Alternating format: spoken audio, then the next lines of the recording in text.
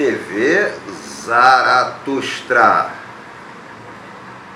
a vontade de potência. A vontade de potência é um livro artificial, criado pela irmã de Nietzsche, Elizabeth Foster Nietzsche, para ganhar dinheiro. Porque quando Nietzsche adoece, tem o AVC, ela faz do Nietzsche uma grande fonte de renda, chegando até a expô-lo como uma atração circense. Arrecada dinheiro com os primeiros nietzschianos, compra uma casa bacana, arruma um quartinho de doente para ele e cobra ingresso para vê-lo. Depois ela vai se ligar ao nazismo e tudo, e tem a clássica foto do aniversário de 35 anos da morte do Nietzsche e o Hitler indo na casa dela. Ela usava uma trança e umas batas indianas e se vendia como uma irmã do profeta. Nietzsche é antinacionalista. Nietzsche é um homem sem Deus, sem pátria, sem patrão e sem partido. Por isso que os anarquistas vão beber nele no começo do século XX. Primeiro os poetas e os artistas, depois os anarquistas, depois o imperador, depois os fascistas, aí depois os estruturalistas, e, enfim.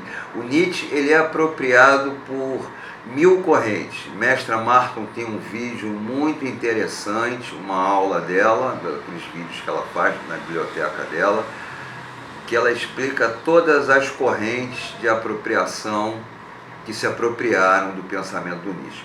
Eu vou começar aqui lendo o prefácio, o mítico prefácio escrito por Mário Ferreira dos Santos em 1944. Esse livro foi traduzido durante a Segunda Guerra Mundial, chamado O Homem que Foi um Campo de Batalha. Nietzsche clama ao homem que busque o infinito, o cósmico, o que está por trás da consciência. E já nesse clamor ele se torna um precursor da moderna psicologia, essa nova exploração do subconsciente. É preciso buscar outra vez os mistérios de Dionísio, da alma humana. Nietzsche compreende que a memória luta contra o tempo, é uma ressurreição do passado. O antagonismo entre o eterno vir a ser e a memória decorre daí. Conhecer, portanto, é aprofundar-se, é ir até a última gota da existência. Procurar os momentos perdidos, o tempo perdido, e ligá-los até o porvir. Porque para conhecer é preciso o porvir. Há homens cujos olhos se perdem nas distâncias, buscadores infatigáveis nos domínios do pensamento. Traçam à humanidade um caminho e seguem incompreendidos e solitários em meio da multidão.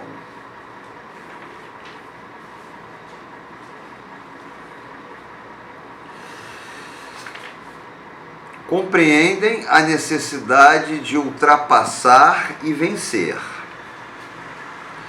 A alma do homem expõe agora suas vísceras. Nietzsche remexerá o charco, mas os odores fétidos vinham do fundo, vinham também da luz.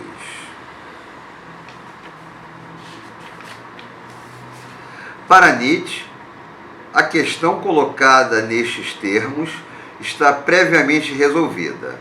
Seria infiel a seus instintos mais fortes, atuaria contra a mais íntima consciência. Mas, até para duvidar, é preciso sermos grandes. E as grandes dúvidas nascem nos espíritos mais profundos. Aquela grande questão, né? Os sábios são lotados de dúvidas. Os não sábios são carregados de certezas. Mais um fragmentinho aqui. Que Nietzsche seja o filósofo da força, não há dúvida. Para ele, como para Pascal, tudo que existe é força.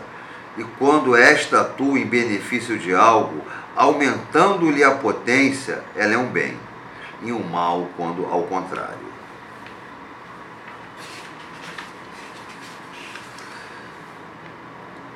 Nietzsche falava num futuro humano, em que não mais fossem necessárias as guerras, mas o homem triunfaria quando pudesse vencer os períodos que o separam da superhumanidade do futuro.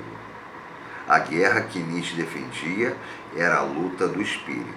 Pregava a necessidade de se encontrar um meio para substituir a guerra na educação potencial do homem. Inhumano, demasiado humano, no aforisma A Guerra Indispensável dizia: entretanto, não conhecemos outro meio que possa devolver aos povos fatigados.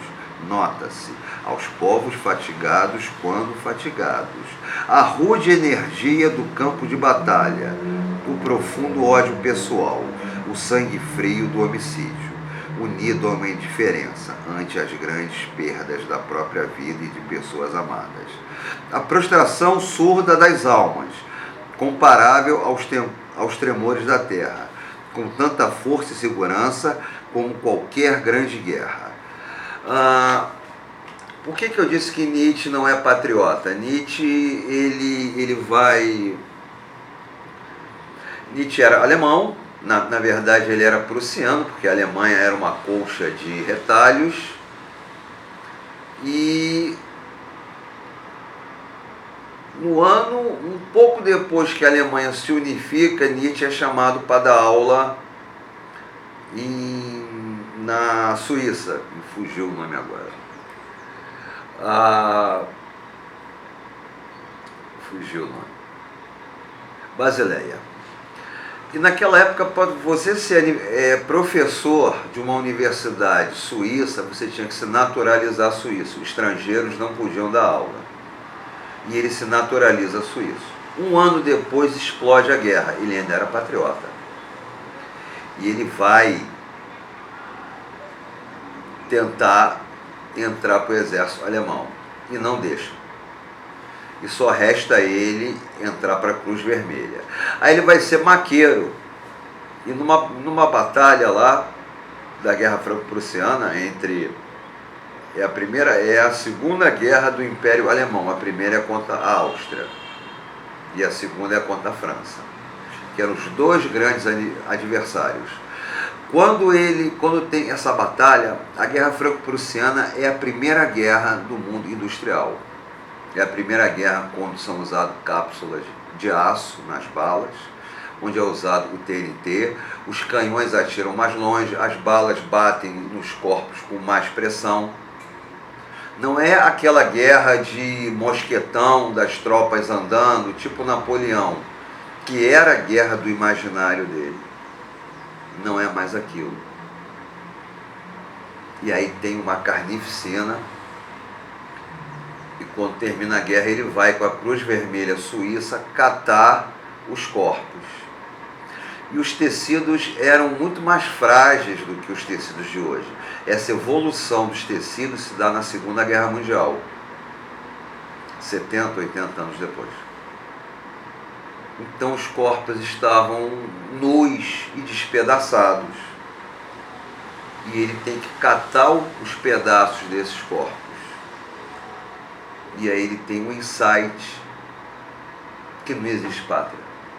O conceito de nação é um conceito cultural, que os humanos despedaçados são todos iguais. E aí começa, nessa guerra, é onde que ele começa a ter as grandes reflexões filosóficas dele e onde ele começa a adoecer. Porque ele já tinha uma doença congênita neurológica e pega uma disenteria. Aí a saúde dele vai se arrastando até o fim da vida. É isso aí. TV Zaratustra. No YouTube, como TV Zaratustra. No Kawaii, como Silvio Barros. No TikTok, como barros.silvio. No Instagram, silvio.barros.79. Tá certo? Eu postei hoje as fotos que eu tirei ontem na Sapucaí da minha musa, a deusa Chayenne Cesário. Vão lá e vejam. É isso aí, me curtam. Forte abraço.